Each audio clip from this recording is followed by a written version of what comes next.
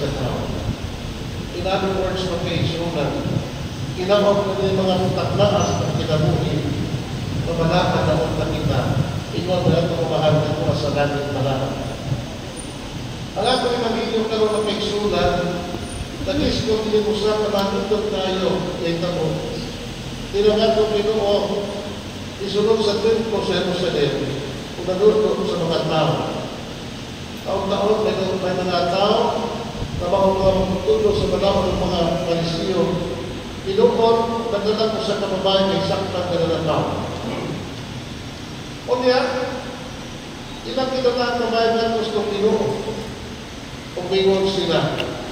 Pagtutugno, hindi mo may hana may saktang nananakaw. Sumak sa tumanakon, si Moises nagtutubon at ingon at kinahanglan siya natuon hangtong niya mamatay. Kung sa bayan ng kasunod. Tingol ang kasulatan, tingol ang higong kinit-kita ang pagpitik sa itong Ginoo. Pangayusukol ko na ni Kristo. Huwag kini at kung sa kanakong challenge sa itong Ginoo.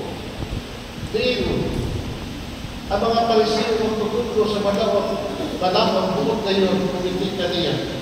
Ano mga kita silang tinugdan na angay nilang ipasakan nato sa kumanan matod sa itong Ginoo. Kaya ano ba?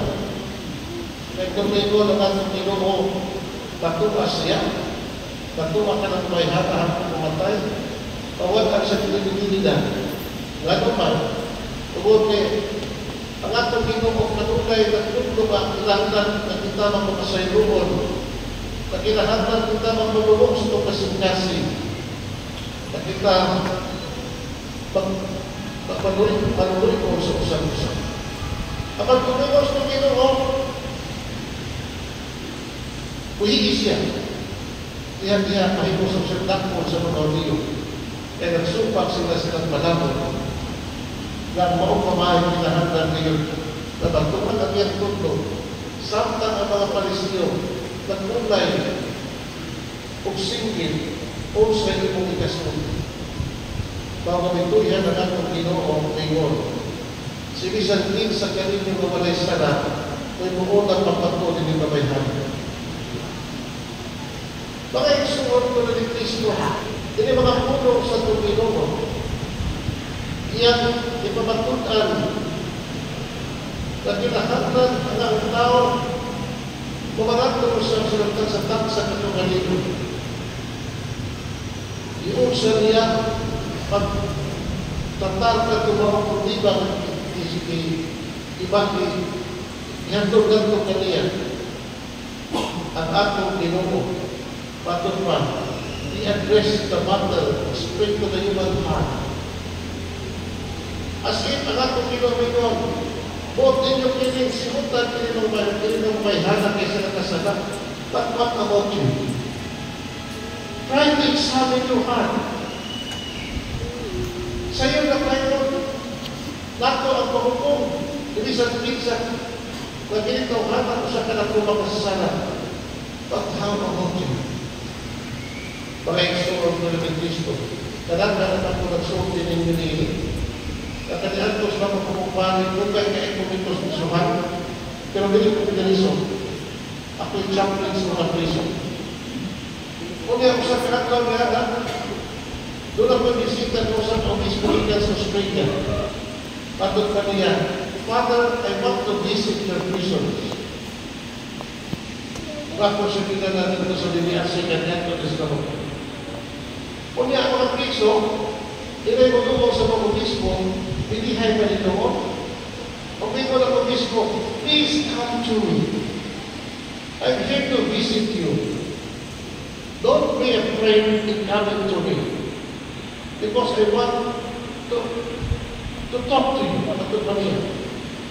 Kapag ang mga piso, medyo nakuha makato, nahanto, kung sa pailang ibati, nagpala yung Ginoo sa mga obispo, Ginoo obispo. Please come to me. Don't worry. Anyway, we're just the same. I am as human as you are. If there is something, if there is a difference between you and me is this, that you are being taught by the police and I am not. O sa punto magkaigsunan. Nakita sa atong kina.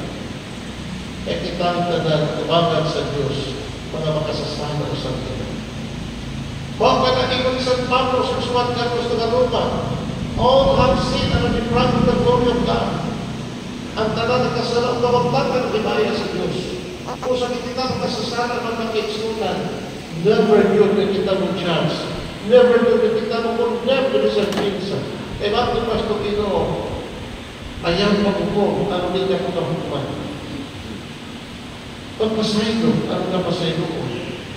Pagmanuloy ko, o kanulan ka sa Diyos.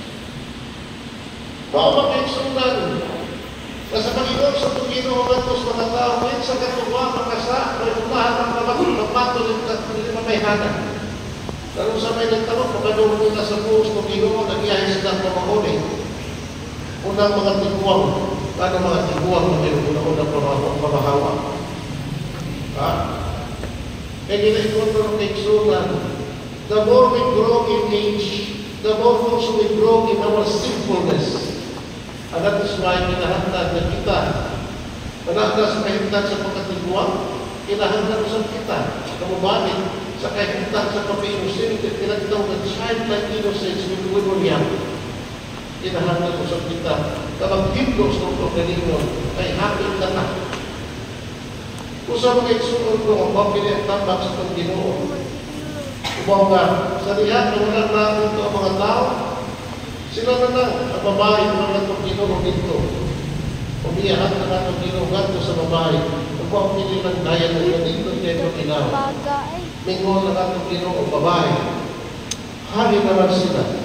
Wala may nagpaminin aron magsilog kanino. Wala sir, ito ba ang babae? Kung mao ka na ni Jesus, ako sa dili ko silog kanino. Lakaw na, o kayo ito pagkasalat pag-usap. Baka yung sumunod na ni Kristo, dinig tumurat, ang atong Ginoo wala mag-condemn na ito ng babae. Wala na sinundi ang babae. Tinumon, he offered another chance for that woman. Gano'n man, kaya atong Ginoo mag-igsunan has a great trust sa taksa kanano that kita makasalat many times, but we are also capable of redeeming ourselves. Makasalamat ang galing kita mag-igsunan kay tao lang na.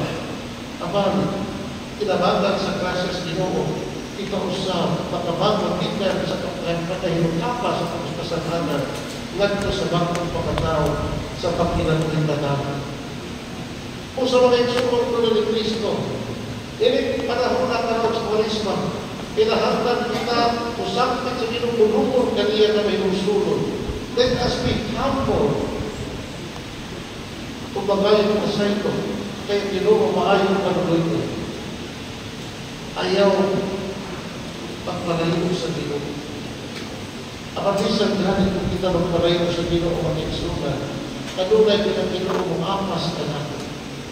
He always told us by name, come to me, all of you who are tired, and I will forgive you.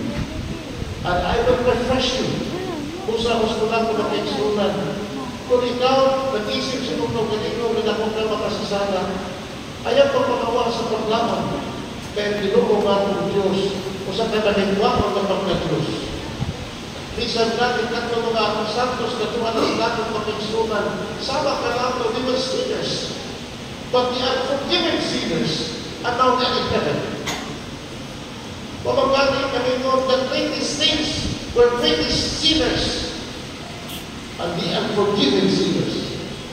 Kusa, kaya batas panahon sa Kwaresma, kung ang panahon sa Kwaresma is a penitential season na kinahanglan ng pagbayan sa Ginoo. Kinahanglan ng paghiulit sa Ginoo, kung ang paghiulit sa tansa kanano, ano maangko nato ang kalinaw sa kasing-kasing, ang kalinaw sa atong konsensya. Ang matungkol na malinaw ng konsensya ng kaigsunan, maong ka ng konsensya sa katao, at ininisan na sa Ginoo tungod sa iyang pasaylo, ay bihatak na lang. Mga igsoon ko na ni Kristo, ayaw nga discernment sa imong sa kasalanan. Even if your sins is as big as the world, but the love and grace of Jesus is much bigger than your sins. Iba't ka na pangigsoon. Kung sa akong nagtamang yung igsunan, na yung panahon sa Kwaresma, time to go to confession. Lalo man, ikon sa apostle, hindi ba mga kinyo at nabibasa ka ron. The encounter between Jesus and the adulterous woman, bakit pa sa apostle, long time ago, that encounter with the woman with Jesus Christ is an encounter with the mystery at misericordia. So the mystery, meaning mystery. Misericordia, meaning mercy. It is an encounter of the mystery of sins with the God of mercy. In the same manner na may sugat, when we go to confession, we encounter God, a merciful God, who is willing to forgive, just as He has forgiven the adulterous woman sa Ebanghelyo na. Pinahon ka rin panahon sa Kwaresma at napasilati ang kahong pasaylo sa Ginoo na napagpos ng kinatuloy kay siya maayo ang Panginoon.